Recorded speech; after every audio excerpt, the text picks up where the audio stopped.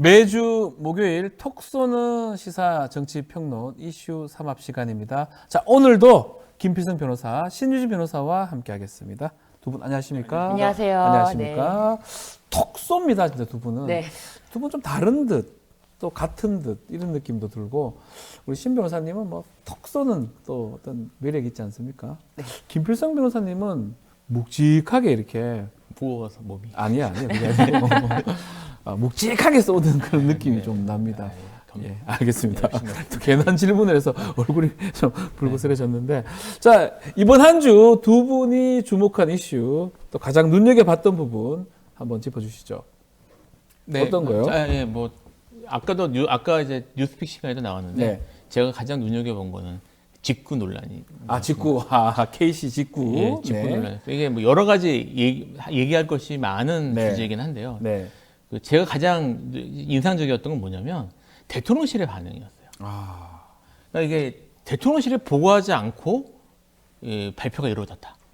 이러면서 대통령실에서 대책을 마련하라는 얘기를 했다더군요. 이게 사실 이거 직구 논란이 뭐 우리나라에서는 뭐 이게 여러 군데에서 불만이 터져 나왔지만 통상 문제가 될 수 있는 그렇죠. 거잖아요, 사실. 그래서 이게 그 생각보다 훨씬 신중하게 이루어졌어야 될 거거든요. 이게 뭐 필요한지 안 필요할 수 있어요. 뭐 필요성에 대해서는 근데 충분히 논의를 하고 그리고 뭐 저기 문제점을 최소화하고 통상 마찰이나 이런 것들에 대해서 어떻게 할 건지에 대한 대책을 마련한 다음에 했어야 되는데 이런 중요한 이슈를 대통령실이 몰랐다. 네. 는 것도 놀랍지만 네. 대통령실의 반응이 네. 몰랐기 때문에 대통령실이 이거를 대책을 마련한다고 얘기했다는 게 사실은 이게 대통령실이 정말 내부적으로 혼선이 있다고 하더라도 대외적으로는 대통령실이 책임지는 모습을 보여야 된단 말입니다. 더벅 뭐 스탑 히어 뭐 이런 말씀도 그렇죠. 했잖아요. 예. 그러니까 책임이 여기 멈춰야 되는 거. 여기서 이제 책임을 져야 되는 건데 나는 몰랐던 일이니까 책임은 저들에게 그 담당 공무원에게 이렇게 하면 사실 공무원들이 일을 하기가 많이 어려워질 수도 있어요. 저도 납득이 안 돼. 뭐 몰랐다고 하는 것도 이해가 안 됐지만 말씀처럼 나 책임 없다. 니들이 잘못된 거 아니냐. 이렇게 한다는 게 좀 깜짝 놀랐었어요, 사실은. 그러니까 이게 네. 사실 어떤 생각이 들게 하냐면 거냐면 지금 현재 대통령실의 반응으로 봤을 때 사실 이제 이런 식의 그 정책 혼선 같은 것들이 반복되고 있잖아요. 네. 앞으로도 나아질 가능성이 없겠다. 왜냐하면 대통령실이 책임지는 모습을 보이지 않으니까. 네. 그러니까 여기에 대해서 문제가 생기면 계속 그 담당 공무원들 책임이라는 식으로 가면 이게 결국은 책임지는 사람이 없으면 문제는 계속 발생할 수밖에 없거든요. 네. 그래서 그런 측면에서 이 부분이 좀 눈이 많이 띄었습니다. 직구 문제도 문제지만 뭐 지금 계속 정책 혼선 같은 것도 일어나고 있고 글쎄 그 이전에는 그런 게 그렇게 많지 않았던 것 같은데 이번 정부 들어서가지고는 계속 뭐 했다가 아니다 그랬다가 뭐 왔다 갔다 하고 그런 모습이 반복되는 것 같습니다. 그 부분을 좀 짚어주셨고요. 우리 신 변호사님은요? 저는 최근에 이제 뉴스타파가 네. 단독으로 이제 보도했던 국정원 비밀 문건, 맞아요.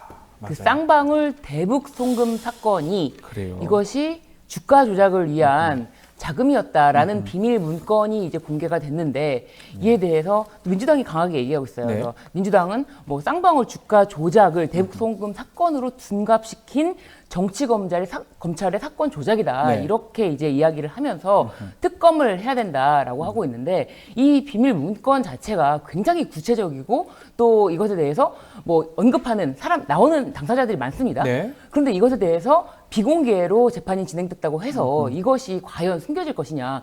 검찰은 이에 대해서 뭐 이것이 비밀 문건인데 이것이 밝혀진 경위와 이것이 뭐 누설된 이런 것에 대해서 강력하게 처벌을 하겠다. 오히려 이렇게 나오고 있어요. 오히려 검찰은 그렇다면 이게 주가 조작을 위한 자금이라는 거를 알았으면 이것에 대해서 오히려 주가 조작에 대한 기소를 해야 되는데 그런 부분은 오히려 없었거든요. 예. 그렇다면 이 문제가 단순히 뭐 정치 검찰의 주가 조작 이걸로 끝날 것이 아니라 국정원까지 알게 됐던 문건인데 그렇다면 이거는 국가 안보에도 문제가 되는 거 아닌가요? 심각하죠.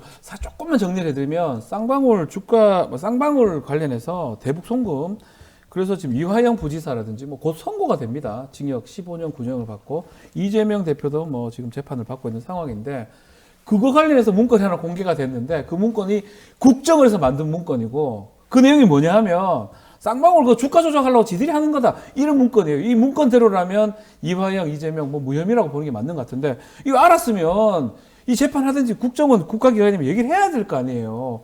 아직까지 얘기를 안 하고 있고 유출한 사람을 문제 삼고 있고 담당 변호사잖아요. 이건 변호사 아닙니까? 이 건은 기소가 안 됐습니다. 아 수사 중입니까? 그래서 이건 저희가 이제 그 사건이 영장에 들어갔던 사건이잖아요. 네. 제가 그래서 기록은 봤습니다. 네. 기록은 봤는데 이게 그 영장에서는 저기 백현동하고 두 개가 동시에 들어갔거든요. 네. 근데 이제 백현동만 기소가 된 상태고. 백현동 기소됐고 예, 그리고 위증교사도 있었죠. 예, 해서 들어가 있어서 제가 자료는 받고 사실은 자료를 봐서 사실 그 이상 좀 말씀드릴 수 아는 건 있는데 네. 말씀드릴 수가 없습니다. 아니 그 선에서 우리 시청자분들이 딱 들을 만한 선에서 저는 국정원이 이거 얘기를 했었어야 되는 거 아닌가요? 이거는 얘기는 했어야죠. 예. 저기 했을 뿐 사실은 이걸 충격입니다, 사실 그 진짜. 기록을 봐도요. 예. 국정원이 내용을 알고 있었을 가능성이 높다라는 여기까지만 얘기했습니다. 예, 그런 그 정도는 그런 느낌은 제가 받았는데 네. 정말 그랬다면 국정원이 여기에 대해서 뭐 책임지는 모습이나 하다못해 이게 보고가 올라갔거나 했을 테니까 그게 국정원이 직접 얘기하기가 곤란했으면 수사기관 어쨌든 검찰이 객관의 뭐 이런 거 있잖아요. 그러니까요. 그러니까 그런 것들을 사실은 언급했어야 되는데 그런 게 전혀 없이 사실은 진행이 됐고요. 제가 이화영 부지사 재판에 대해서는 잘 모릅니다. 네. 뭐 관여한 일이 없어서 잘 담당 모르지만 변호사는 아니기 아니니까요. 때문에 제가 기록을 보면서 뭐 지금 제가 이제 얘기하지 못하는 것들이 있다 그랬잖아요. 그런 내용들이 충분히 논의가 됐는지가 조금 걱정이 돼요. 그렇게 사실은 계속 뭐 변호인도 바뀌고 이랬다 그래서 예. 그래서 결과 나오는 거 보면서 어떻게 할지 좀 생각을 해봐야 될 것 같아요. 검사는요, 뭐 피고인, 뭐 피의자를 뭐 범죄를 입증하고 공소 유지하는 것도 목적이지만 지금 얘기했지만 공익의 대변자입니다. 하다가 보면 이게 아니라는 걸 알게 되면 사실은 그 아닌 자신하고 반대되는 증거를 아니면 반대되는 얘기도 해야 될 의무를 가지고 있는데 뭐 이대로라면 사실은 이화영 지사 부지사 지금 15년 구형이 됐잖아요. 이 내용까지 합쳐서 구형된 걸로 알고 있는데 뭔가 판결을 미루거나 지금 곧 선고가 되거든요. 그래야 되는 거 아닙니까? 그렇죠. 근데 오히려 이거 유출에 대해서 철저하게 밝혀서 처벌하겠다 이런 입장을 지금 검찰이 내고 있으니 오히려 진짜 뭐라 그럴까요? 뭘 숨기려는 것이 검찰이다라고 보여지죠. 누가 이것을 믿을 수 있으며 참 납득하기 어렵습니다. 뭐 우리 김필성 변호사님이 담당 또 변호 업무를 하고 있기 때문에 더 얘기는 또 하기가 그렇습니다. 두 분 오늘 그 한 주간 주목됐던 이슈 짚어주셨고요. 자, 가장 중요한 최근에 지금 이슈는 해병 특검법, 최해병 특검법 얘기입니다. 대통령 거부권 행사가 됐고요. 일단은 거부권 행사가 좀 많습니다. 2년 만에 10번째 거부권 행사인데 예상은 했겠지만 뭐 본인이 또 밝혔으니까 어떻게 보셨어요? 이거는 거부권을 행사하지 않으면은 지금 대통령의 존립을 위태롭게 하는 사안이다라고 판단한 게 아닐까라는 의심이 들어요. 네. 왜냐하면 지금 대통령실에 있는 뭐 대통령실의 공직기관 비서관 쪽뿐만 아니라 네. 그 국가안보실까지 움직여서 이 사건에 대해서 진상을 어떻게 보면은 덮으려는 네. 그 임성근 사단장의 그 거취에 대해서 이것을 덮으려고 하다 보니까 문제가 커진 사건이 아닙니까? 그렇죠. 그렇다면 이것을 지목하는 사람은 한 명이에요. 대통령이란 말이에요. 네. 대통령 자체가 지금 수사 대상이 될 수밖에 없는 사실은 상황인데 뭐 불소추 특권이 있다고 하지만 이 내용 자체를 수사를 덮을 수는 없는 거 아닙니까? 그렇죠. 그런데 이거를 수사를 막지 않으면 대통령 존립이 위태롭기 때문에 수사를 막은 상황이 아닌가 이렇게밖에 볼 수 없는 것입니다. 어떻습니까? 예상을 했겠지만 결국 그대로 그 제2의혹권 행사를 해버렸어요. 이게 지금 말씀하셨던 것처럼 그 이 사안 자체가 사실 대통령의 그 국정 행위의 위법성이 문제가 될 수 있는 사안이란 말이에요. 그렇죠. 여기에 대해서 이루어지는 특검을 막았다는 거는 사실 현재 언론에서 말하는 톤보다 훨씬 심각한 사안입니다. 이게 잘 기억을 하시겠지만 미국 같은 경우에도 워터게이트나 아니면 린스 스캔들 이런 다들 기억하시는 미국에서의 큰 스캔들 같은 경우에도 사실은 스캔들 자체보다 이 스캔들을 무마하려고 했던 행위들이 더 큰 대응하는 과정에서 거짓말했던 거. 네, 그런 것들이 더 문제가 됐거든요. 이게 사실 지금 이 사안에 대해서 지금 대응하는 과정이 특검을 하고 지금 사실은 공식적으로 특검 이게 이제 예상입니다. 네. 공식적으로 특검 거부권을 행사할 정도면 이렇게 여론의 압박이나 아니면 지지율의 이런 것들을 무릅쓰고 실제로 내부적으로 훨씬 더 이제 무슨 뭐 무마나 아니면은 하기 위해서 그런 작업들이 이루어졌을 가능성도 있단 말이에요. 그러니까 수사 과정에서 정말 뭐 어쨌든 이것이 어떤 식으로든 수사가 이루어질 수밖에 없을 텐데 수사 과정에서 그런 게 드러나면 문제가 훨씬 심각해질 수 있는 거거든요. 그러니까 네. 단순히 이제 거부권 행사는 말씀 지금 얘기했던 것처럼 이제까지 윤석열 대통령 스타일로 볼 때 거부권 행사할 것처럼 예상은 됐었는데 이 걱정은 지금 이 사안이 점점 일이 커지고 있고 네. 그래서 처음에는 이것이 대통령이 사과나 아니면은 탄핵이나 지금 탄핵 얘기가 나오고 있지 않습니까? 이게 이제 1야당에서 제일 큰 야당에서 네. 이제 탄핵 얘기까지 나왔는데 이제 이렇게까지 안 가고 사실은 정치적 부담으로 끝날 수 있는 사건을 점점 사건을 악화시키고 있다. 아, 오히려 더 악화시키고 있다. 그 대응 자체가. 네, 그래서 지금 왜 이렇게 하는 건 잘 모르겠어요, 솔직히. 그래요. 이 거부권 행사 이유도 들었어요. 헌법 정신에 부합하지 않는다. 특별검사 제도 취지에 부합하지 않는다. 이 특검 수사가 공정성, 중립성을 담보하지 못한다. 이렇게 크게 세 가지 설명을 했던데 법조인 두 분 네. 동의하시고 또 납득이 가십니까? 저는 뭐 그냥 이게 막 와닿지가 않아요. 이렇게 들으면 일단은 몇 개 정도는 이해가 돼야 되는데 그렇습니다. 글쎄요, 이게 납득이 됩니까? 전혀 납득할 수가 없고요. 대통령의 직무는 네. 국민 전체의 봉사자로서 국민 전체의 이익을 위해서 행사돼야 되는 네. 거고 대통령의 법률안 거부권이라는 것도 그런 취지에서 권한이 행사가 되어야 되는 거지 그냥 무제한적으로 무엇이든지 막을 수 있는 거부권이 아닌데 그럼에도 불구하고 법률안 거부권을 행사함에 있어서 네. 국민 전체의 이익에 부합하느냐 공익 실현 의무에 부합하느냐 그렇지가 않거든요. 네. 특정 개인, 특정인 특히 자신에 대한 수사로 향할까봐 이것에 대해서 수사를 막는 방향으로 거부권이 행사되었다. 이렇게 보여진다면 이것은 오히려 네. 헌법 정신에 반하는 그 자체로 헌법 정신에 반하는 거부권 행사다. 헌법 정신에 반하는 정도가 아니라 이 자체로 이렇게 거부권 행사는 셀프 수사 방해를 위한 것으로서 그 자체로 위헌이다. 이렇게 보여집니다, 저는. 오히려 대통령 본인 관련된 내용이 있다면 그것을 거부한다면 헌법에서 뭐 규정은 안 돼 있지만 내재적으로 그런 한계가 있는 거 아니냐 이런 거 거부 행사할 수 없지 않느냐 이런 어떤 의견들도 있는 것 같고요.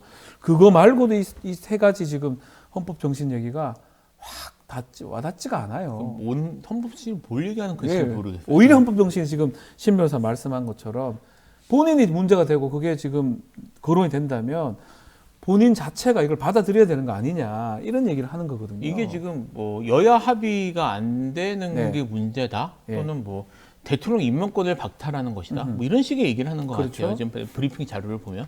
근데 뭐 지금 이제 뭐 JTBC하고 MBC가 지금 저기 팩트 체크했던 거 제가 네. 지금 보면서 말씀을 드리는데 야당 수천만으로 그다음에 여당의 극렬한 반대를 무릅쓰고 특검 제도가 관철된 적이 있습니다. 네. 그러니까 이제 뭐 내곡동 특검, 국정농단 특검, 뭐 드루킹 특검 이런 것들이 전부 그런 식으로 이루어진 특검이라서 이미 선례가 있고요. 네. 그다음에 여기에 관련해서 헌법재판소가 합헌 판결도 내린 적이 있어요. 그렇죠. 그러니까 뭐가 이제 위헌이라는 건지를 제가 모르겠고 일단 예. 헌법재판소는 선례가 있는데 그리고 지금 이거 특별검사 제도 자체가 이게 현재 지금 존재하고 물론 여러 이제 수사기관들이 있지만 수사기관들의 객관성을 믿을 수 없을 때 네. 그리고 권력기관에 대해서 눈치를 보는 그런 경우에 사실은 이루어지는 것들이잖아요.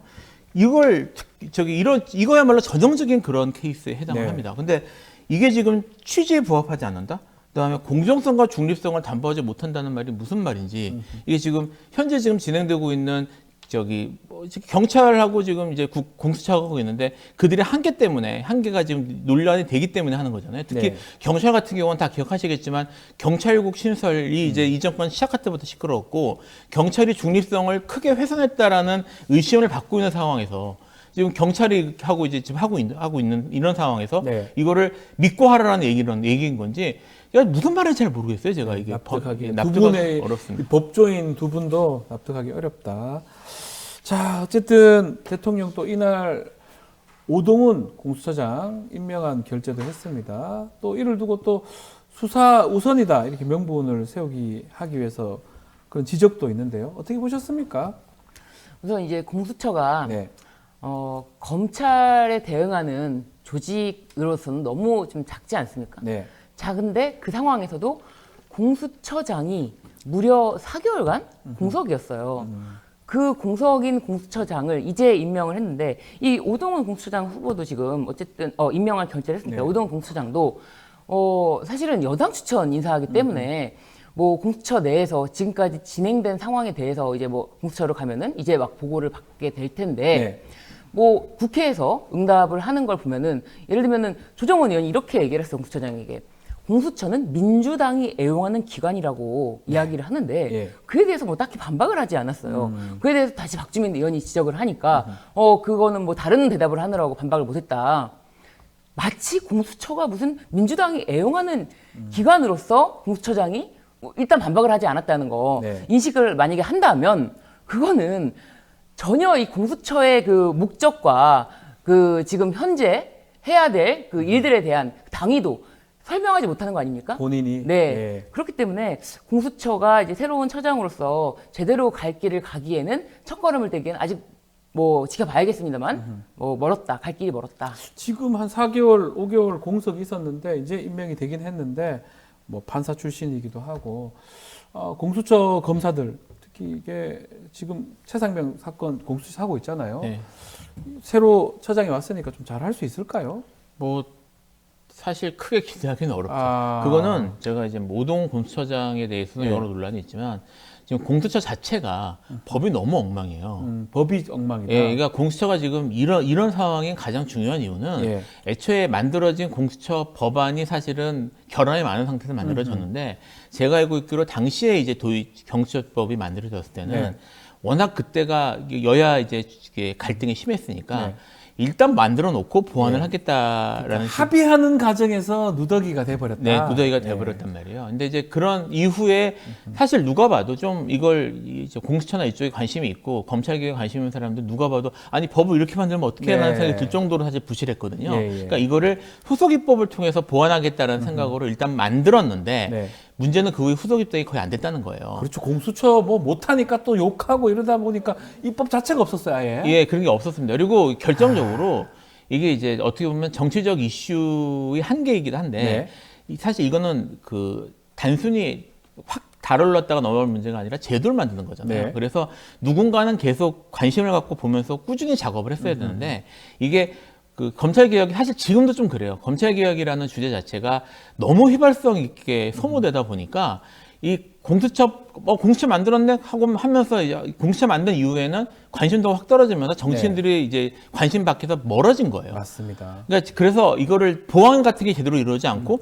비난만 계속 있는 상황이 됐습니다. 그래서 지금 말씀하신 것처럼 공수처법이 지금 그런 한계가 있고 네. 조직이나 이런 것들도 사실 조그만 지청 수준도 사실 지청? 제가 이런 표현을 하더라고요. 검찰청이 항공모함이라면 이 공수처는 돗담배다. 이렇게 표현을 하더라고요. 예, 그렇게 사실 심하고 그다음에 검사들 자체에 대한 제약도 심하고 네.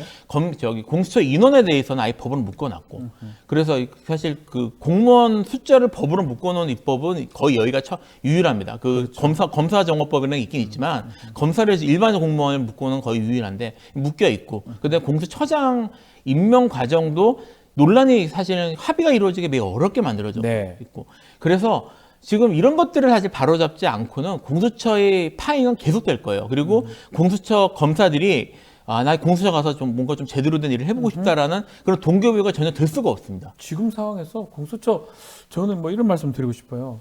그나마 최혜병 사건 정말 열심히 수사하고 있다. 그 생각도 들 정도로 저 상황에서 네. 인력이라든지 이 예산도 별로 없는 상황에서 지금 가능하냐 싶은 생각도 드는데 지금 이재명 대표가 지금 국민 분노 앞에 윤석열 정권은 파도 앞 돛담배 같은 신세라는 점 기억해라라고 탄핵을 좀 시사하는 얘기를 좀 했는데요. 또 추경호 국민의힘 원내대표는 습관성 탄핵, 특검 주장 이게 민생 해결하고 관계 있느냐? 민생 해결에 머리를 맞대라 요구를 했습니다.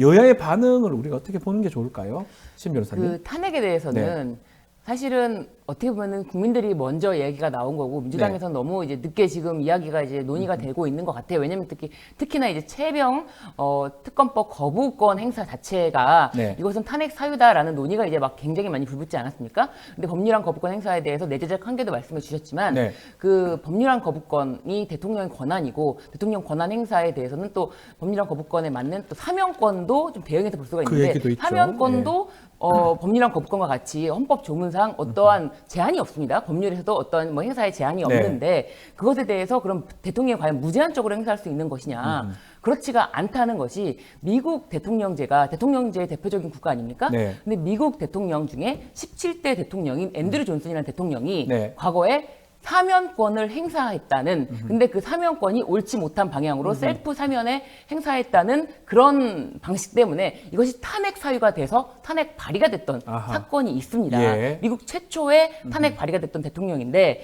그런 경우와 마찬가지로 사면권 행사도 맞지 않다면 이것이 잘못됐다면 위헌이고 탄핵 사유가 된다. 그렇다면 법률안 거부권 행사도 맞지 않고 대통령의 셀프 수사 방해라면은 네. 이것은 탄핵 사유다, 위헌이고 탄핵 사유다라는 것이 지금 논의가 되고 있는 시점이라고 생각이 됩니다. 그렇기 때문에 이것에 대해서 저는 주저함 없이 좀 더 강력하게 국민들이 더 이상 기다릴 수가 없다라는 것이 너무나 많지 않습니까? 네. 뭐 구체적인 하나하나의 정책 때문이 아니라 대통령이 됨으로 인해서 국가의 위기가 있을 정도로 국민들이 나라를 걱정하는 시대가 왔습니다. 네. 사실 외교 문제뿐만 아니라 뭐 네이버 라인 사태도 마찬가지고 뭐 하나하나 심지어 뭐 조국 대표가 독도에 간 것을 두고 우리나라 국민이 우리나라 영토에 가는데 왜 일본이 자신의 나라 영토라고 하면서 거기에 대해서 항의를 하는데 네. 대통령에서는 아무런 반응이 없었어요. 저는 그게 너무 놀랐거든요. 네. 그리고 심지어 조국 대표를 향해서 반일 활동을 하지 마라.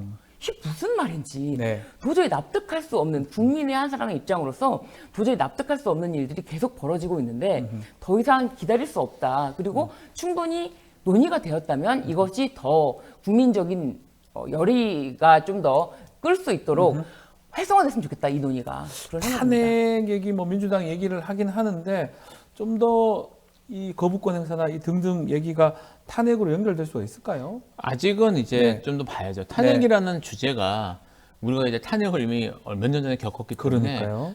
이제 느낌이 탄핵이 일상적인, 그러니까 일반적인 절차인 것처럼 사실 인식되는 사람이 네. 하나 사람도 있는 것 같아요. 근데 탄핵이라는 건 매우 예외적 케이스고요. 그렇죠. 그래서 특히 대통령 탄핵이라고 하는 거는 정말 예외적 케이스이기 때문에, 그리고 탄핵이 또 갖고 있는 정책 휘발성, 그러니까 이제 각계 진짜 그 추미애 이제 전 장관이라고 부르는 게 아직은 그렇게 부르는 거 알겠어요. 전 당선자? 장관, 예. 당선자가 그 했었잖아요. 저기 예. 관련 일 했을 때 그때 인터뷰한 걸 제가 봤었는데 이거는 가솔린 같이 불을 붙이면 확 터질 수 있는 거라서 매우 조심스럽다라는 얘기를 했거든요. 그래서 탄핵이라는 얘기가 이제 일야당에서 나오기 시작했던 것 자체가 사실은 되게 매우 심각한 상황이라는 거고, 네. 이런 것들이 지금 이 현 단계에서 탄핵으로 바로 연결되기는 아마 어렵긴 하겠지만 네. 계속 이렇게 되면 탄핵의 명분이 쌓이겠죠. 그래서 이제 일야당에서 나오기 시작했다는 것 자체가 그런 의미가 있다는 것, 뭐 그걸 좀 얘기하고 싶고요.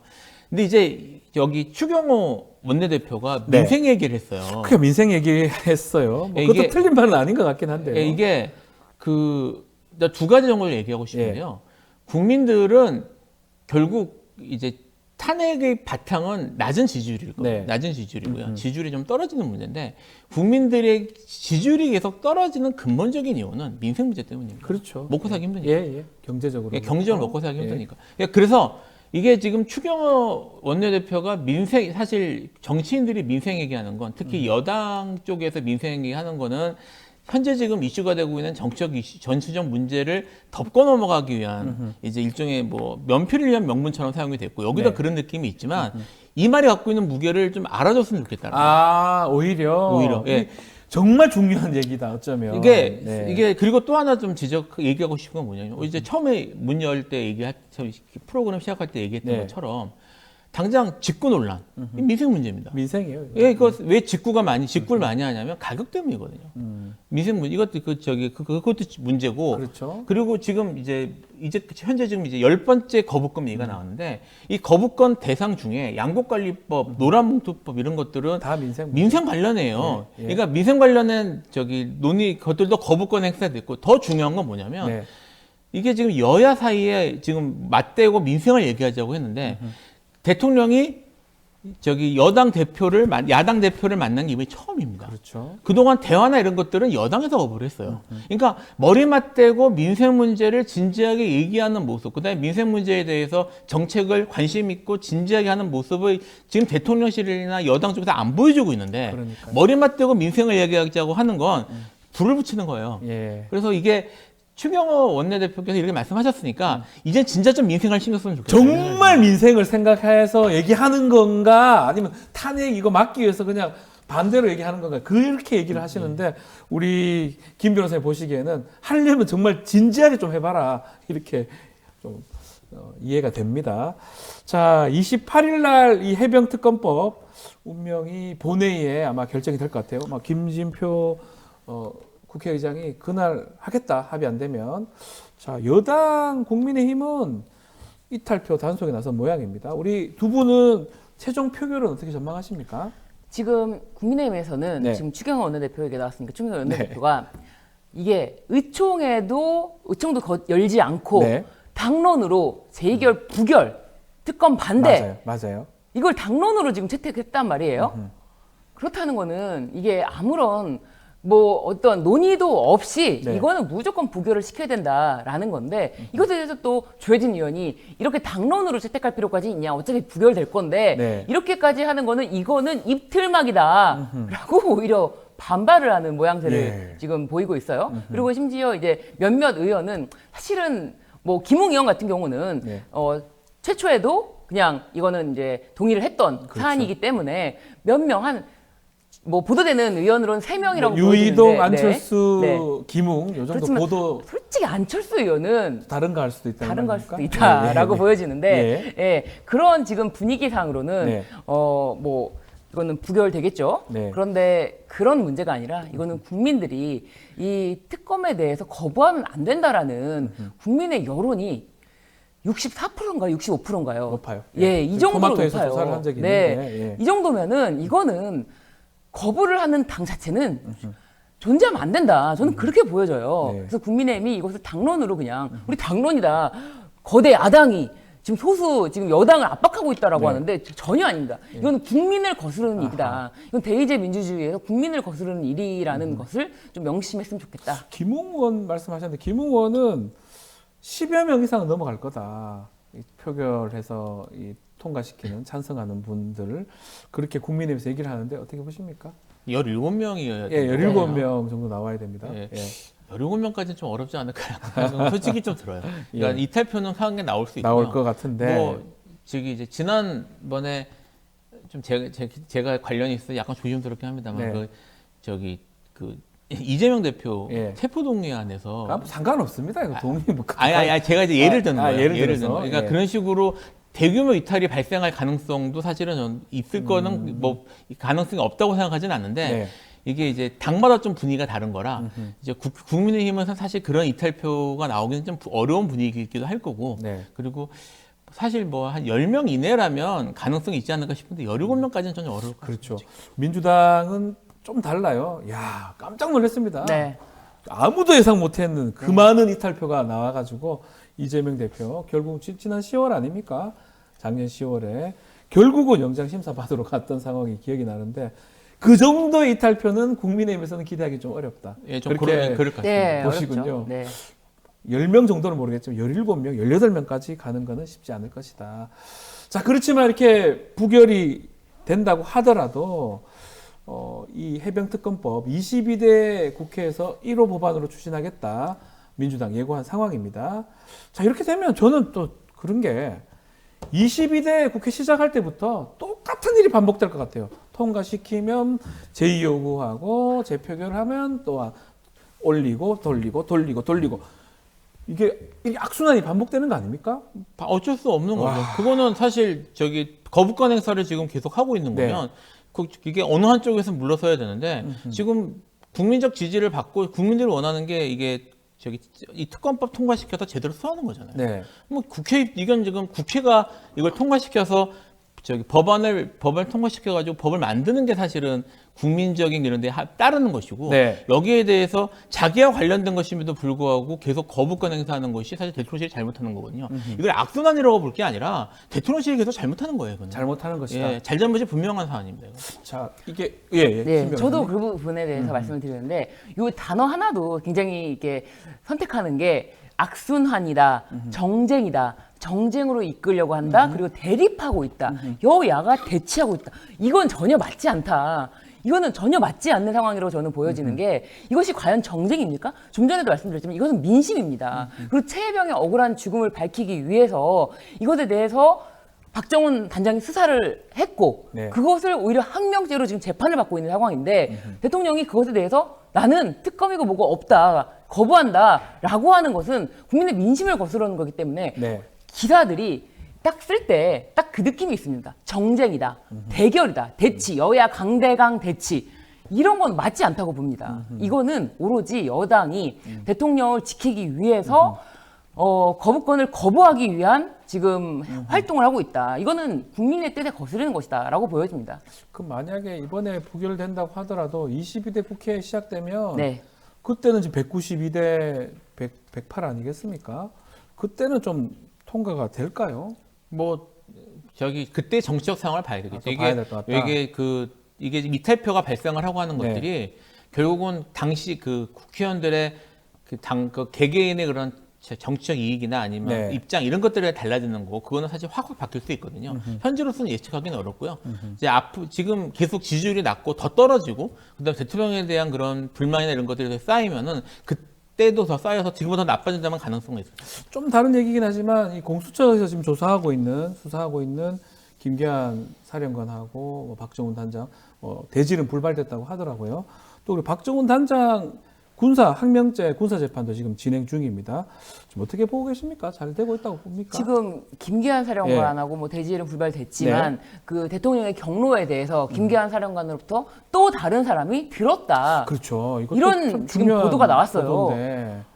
그런 상황에서 대통령이 경로했다는 거를 들었고 그것을 최초에 김기한 사령관이 이야기를 했는데 네. 김기한 사령관은 누구로부터 들었고 이런 것이 좀 더 밝혀져야 된다. 네네네. 그리고 이 사건을 쉬쉬하고 무마한다고 할수록 덮여지는 것이 아니지 않습니까? 그리고 대통령이 다른 의미로 경로했다라고 하는데 그게 또 시점상 맞지가 않아요. 네. 대통령은 이런 이제 경로설이 계속 나오니까 그런 상황에서 뭐 비가 오고 그런 뭐 날씨가 안 좋은 악조건에서 어떻게 뭐 사병이 순직하는 그런 일이 일어났냐라는 경로를 했다는데 그거는 맞지가 않거든요. 기자회견에서 그렇게 얘기를 했죠. 맞지가 않아요. 그 시점이 동문서다. 네, 전혀 맞지가 않는 그런 상황이기 때문에 이것에 대해서 저는 밝혀질 수 있다라고 밝혀질 수 있는 사건을 공수처에서 어느 정도 뭉갤 수 있는지가 관건이다라고 네. 보여져요. 또 그래서 특검이 필요하다 네. 이런 주장이 되는 것 같습니다.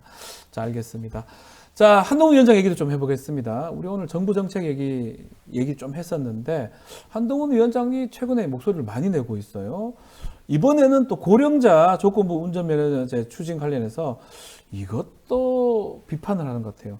선의로도 나쁜 결과가 나올 수 있다라고 얘기를 했는데 한동훈 위원장의 최근에 이 직구 논란에서도 뛰어들었고요. 계속적으로 이렇게 얘기를 하는 이유, 이 움직임 어떻게 읽고 뭐 계십니까? 정치 계속 하려고 하는 거죠. 하고 싶다 정치. 예, 정치하고 나를 잊지 말아주세요. 네. 라는 그런 모습들. 네. 뭐 이런 이게 지금 한동훈 위원장 지금 요 말씀하셨지만 네. 요것만 나온 게 아니지 않습니까? 네. 며칠 전에 어느 중3 학생의 예. 편지 이러면서 맞습니다. 또 이게 이렇게 이 기사를 심지어 모든 메이저 언론들이 받아쓰는 대부분의 주요 언론들이 받아쓰는 네. 놀라운 모습들을 보였는데 이제 보면서 한동훈 전 위원장의 영향력은 대단하구나 여전히. 그리고 그 언론들이 어떻게 보면은 이제 차세대 리더로서 띄우고 싶은 생각을 갖고 있는 사람들이 있구나.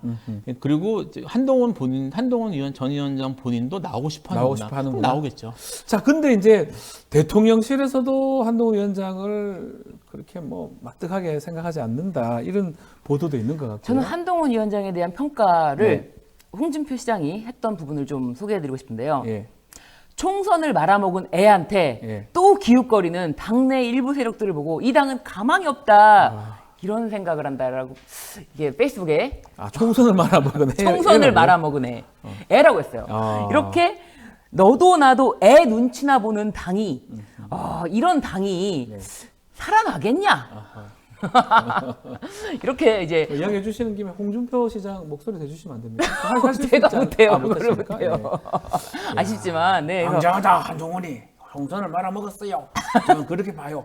아마 그렇게 얘기를 했을 것 같은데. 네, 총선을 말아먹은 애한테 강하게, 눈치나 보는 당. 예, 네. 상당히 강하게 얘기를 네, 했네요. 그렇기 때문에 지금 다 언론도 마찬가지입니다. 보수 언론에서도 한동훈 띄우기를 하고 있는데 네. 이 언론을 향한 이야기도 마찬가지라고 봐요. 총선을 누가 말아먹었니?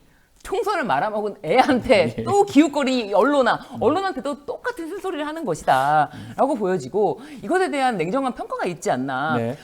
총선을 이끈 것이 누굽니까? 비대위원장 아닙니까? 그렇죠. 그런데 그것에 대한 책임에 대해서는 전혀 언급이 없고 오히려 총선이 내가 했으니 이 정도로 막았다? 이런 것입니까? 총선에 대한 책임 소재는 명확하게 해야 되지 않습니까? 그리고 한동훈 위원장, 비대위원장 시절 그 전에 법무부 장관 시절부터 아니면 검사 시절부터 뭐 하나 내세울 만한 일이 무엇이 있는지 네. 그것도 좀 묻고 싶습니다. 묻고 싶다. 네, 그렇기 때문에 지금 뭐 어떤 일정한 정책에 대해서 뭐 비판의 소리를 낸다고 한들 대통령과 각을 세움으로써 자신의 어떤 입지를 조금은 뭐 확장성을 넓히려고 하는가 본데 그것이 과연 호락호락하진 않을 것이다. 네, 그렇게 보여집니다. 자, 민주당 이야기도 좀 해보겠습니다. 국회의장 경선 이후 폭풍 계속 이어지고 있습니다. 당원들 탈당도 있고요. 최근에 당원권 강화 관련해서 논의가 좀 되고 있는데 당원국 신설 얘기도 나오고 있고요. 원내대표 선출이나 국회의장 할 때 당원에 뭔가 투표를 적용해야 된다. 이런 목소리 나왔는데 그 부분 우리 김 변호사님 어떻게 보십니까? 이건 좀 조심스러운데요. 계속 조심스러워요. 왜냐면 이거 네.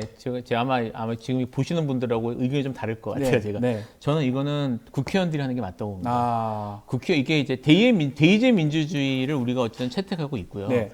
지금 그 국회의장이나 원내대표는 국회의원들이 국회 내에서 본인들이 대표들을 뽑는 작업이거든요. 그렇죠. 근데 이제 여기에 대해서 당원들의 의사가 반영이 된다는 거는 직접 민주주의적 요소를 도입을 하고 그리고 대의민주주의에서 이것들을 좀 흐리게 만든다는 건데 네. 그 제도상 원내대표라는 것이나 국회의장이 갖고 있는 의미를 다르게 아예 헌법적 의미를 다르게 한다면 모를까 그게 아닌 바에는 이게 국회의원들이 뽑도록 하는 게 맞고요. 거기에 대해서 국회의원들이 정책 책임을 지도록 하는 게 맞아요. 예, 그게 이제 대의제 민주주의 기본 개념이니까. 그래서 지금 이제 당원들 대부분이 과반수 이상의 지지했던 의원이 국회의장이 되지 않았다는 이유 때문에 지금 이런 얘기가 나오는 건데 여기에 대해서 물론 국회의원들이 여론이나 아니면 나중에 자기의 정치적 행보에 대해서 당원들 앞에서 책임을 지면 되는 문제지 이거를 제도 자체를 바꾸는 것은 적절하지 않은 것 같습니다.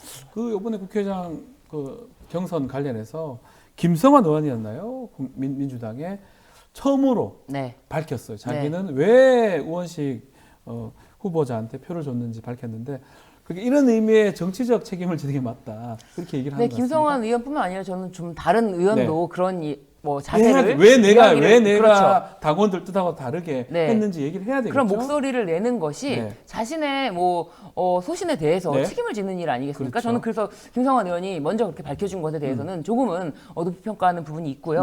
그런데 저는 이 대목에 지목했어요. 당원국 신설. 사실은 지금 말씀하신 것처럼 국회의장 선출이라든지 원내대표 선출 이 직접적인 이런 것에 대해서 당원의 목소리를 반영하는 그 자체는 당원국 신설이라는 이야기가 나왔는데 이게 생소한데 민주당이 지금 이재명 대표 이야기로는 당원이 100만 명이 넘고 그리고 지금 당원이 내는 당비가 180억이 엄청나네요. 넘는다고 해요. 이거 진짜 어마어마한 거 아닙니까? 그리고 세계적으로도 인구 대비해서 압도적으로 당원이 많다라고 하는데 이 현상에 대해서 전 당원들의 목소리가 고스란히 100% 전달되고 안 되고의 문제가 아니라 최소한 이 당원들의 목소리를 민심을 수렴하는 목소리가 전혀 어떤 기구로 설치되어 있지 않다는 점에 대해서 주목한 거는 굉장히 좀 좋은 시도다라고 보여지고 이 당원국을 통해서 이런 기구를 통해서 당원들의 민심이 어느 정도 전달이 되는 민심 소통이 각 지역구에서 소통한다거나 아니면은 뭐 어떤 방식으로 소통하는지에 대해서 각 개별적인 국회의원에게 맡겨진 과제가 아니라 네. 아예 당 차원에서 그거를 흡수해서 그거를 민심을 수렴하는 그 기구가 있다는 거는 굉장히 고무적인 어떤 새로운 시도가 되지 않을까. 그래서 다른 그 민주주의에 대해서, 그러니까 다른 나라에도 이 민주주의에 대해서 이렇게 대의제 민주주의 국가지만 그 직접 민주주의를 어떻게 하면 융합할 수 있는 것인지 네. 이것에 대한 첫발이 아닐까 싶어서 좀 기대하는 바가 있습니다. 자, 그런데 김진표 의장 어젠가요? 퇴임 기자 간담회 하면서 팬덤 정치 민주당 많다. 이 폐해를 좀 얘기를 하면서 이 국회의원이 당원이나 정당에 충성하기 전에 국민 눈높이에 정진해야 된다. 이런 얘기를 했었습니다. 저는 사실은 이게 강성, 열성 이게 구별이 가능한지, 그리고 뭐 개딸 뭐 얘기하는데 이게 얼만큼 있는 건지, 이게 언론에서만 얘기하는 건지 좀 사실은 좀 의문스럽기도 한데, 어쨌든 이 김진표 의장의 지적은 어떻게 보십니까? 김진표 의장이 그동안 국회의장을 하면서 네. 민주당하고 싸웠구나 라는 생각을 들었어요. 예. 지금 이제 어쨌든 국회의장은 그 이제 정부를 기본적으로 이루는 게 행정사법 입법이라고 하잖아요. 입법부의 수장이죠.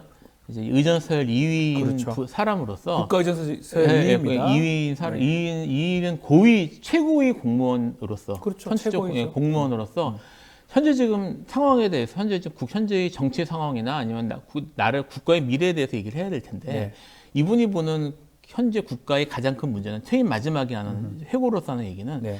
현재 지금 그 정부 이제 뭐 계속 윤석열 대통령 얘기하지 않았습니까? 거부권 10번째 지금 하고 있고요. 지금 네. 다 이게 저기 이제 이분 되신 다음 거의 됐을 거예요. 그렇죠. 거의 다 10개가 다 그럴 거예요. 김진표 의장 예, 시절 예, 같아요. 시절이, 예. 네. 그러니까 됐으면 여기에 대해서 대통령의 거부권 행사나 아니면 뭐 그런 민주주의 파괴, 그다음에 뭐 언론 문제, 뭐 이런 것들에 대해서 민주주의 현재 위협받고 있는 것들을 얘기할 게 정말 많았는데 네. 이분이 얘기한 거는 민주당에 대한 얘기를. 민주당 얘기죠, 결국은. 네, 민주당 얘기란 말이에요. 그러니까 지금 말씀하셨던 팬덤 정치라는 게 정말 존재하는가? 저는 뭐 잘 모르겠어요. 예, 그리고 그것이 그러니까 그 프레이밍 문제인가, 그다음에 네. 이것을 어떻게 바라볼 것인가는 별 문제를 하고, 아 이분은 왜 그렇게 이제까지 말이 많았구나라는 것을 제가 좀 느낄 수 있었습니다. 우리 언론에서 얘기를 하지만 뭐 개딸, 강성, 지지층 하는데 진짜 그게 있어요. 나는 강성이고 저는 약성이고 중성 여기 나옵니까? 그게 구별할 수 없다는 것이 저는 그걸 그냥 자꾸 프레임 만들어서 언론에서 얘기하는 그렇죠. 게 그런 느낌 들거든요. 그렇죠. 언론에서 만들어내는 거죠. 네. 그래서 민주당을 지지하는 층은 제가 봤을 때는 이게 어느 정도는 강성이고 어느 정도는 중성이고 약성이고 해야 됩니까? 그거를 구별할 수가 없다는 겁니다. 구별할 수가 없는데 마치 가만히 굉장히- 있으면 약성이고 말하면 강성이 되는 거예요. 굉장히 소수인 것처럼 굉장히 소수인 것처럼 몰아가는 것이 언론에서 그렇게 몰아가는 프레임을 짜는 것이라고 네. 보여지는데 또 김진표 국회의장이 이것에 대해서 이제 이야기를 한 것이 굉장히 놀랍다라는 생각이 든 게 네. 사실 정치인을 많은 대중이 정말 다 함께 이렇게 정말 인간적으로도 좋아할 수 있는 그렇게 되기는 쉽지 않은데 최초가 저는 사실은 그 민간적으로 결성된 노사모가 아니었나 네, 그런 맞습니다. 생각이 들고 예, 예. 그 바탕에서 대통령까지 됐던 분이 노무현 대통령인데 네. 그 후에도 이제 어떻게 보면은 민주당에서는 대통령을 이제 만들기 위해서는 그만큼 정말 죽기 살기로 싸우지 않으면 네. 대통령을 만들 수가 없는 거예요. 너무 힘든 거예요. 그렇기 때문에 내가 민주당을 지지하고 민주당에서 대통령 후보가 나오길 바란다면 대통령이 나오길 바란다면 더 목소리를 내야 된다. 더 목소리를 내야 된다. 이게 사실은 가장 촉발된 게 윤석열 대통령 취임 직후입니다. 네. 윤석열 대통령 당선 후에 민주당 당원들이 대폭 늘었다고 해요. 당비를 내는 당원들이. 그런 것을 가지고 비판을 한다? 이거는 지금 현재 시대 상황을, 시대 정신을 정확하게 반대로 읽고 있다. 총선만 딱 돌이켜봐도 네. 그 경선 과정에서 그 당원들이 지지했던 사람들이 경선을 통과했고요. 그러니까 이른바 좀 달리 얘기하는 사람들은 대부분 지금 공천 과정에서 탈락했고 선거에서도 떨어졌습니다. 그거는 뭐 강성이 얼마 없는데 어떻게 당선이 됩니까? 그러니까 이게 사실은 강성이라고 얘기하는 사람들이 네. 이제 그걸 뭐 프레임을 치우고 보면 네. 정치적인 의사를 적극적으로 행사하는 사람들, 네. 그리고 그게 표시하고 행동하는 사람들이란 말이에요.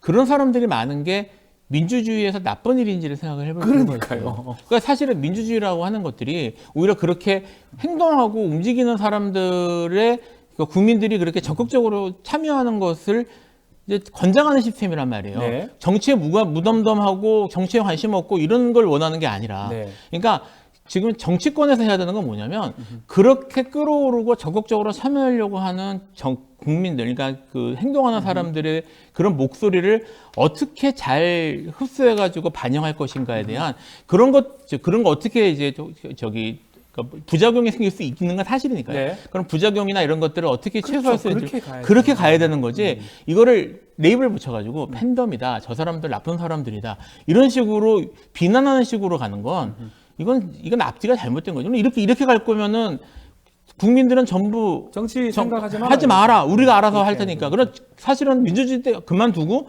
극도 엘리티시즘으로 가겠다는 얘기밖에 안 돼요. 그렇죠. 그러니까 지금 이런 식의 얘기들이 너무나 쉽게 왔다 갔다 하고 너무나 레이블링이 쉽게 되는 건 자체에 대한 비판이 좀 있어야 될 것 같습니다. 알겠습니다. 네. 자, 오늘 이슈 참합 여기서 마무리를 좀 하겠습니다. 김필성, 신유진 변호사 두 분 감사합니다. 감사합니다.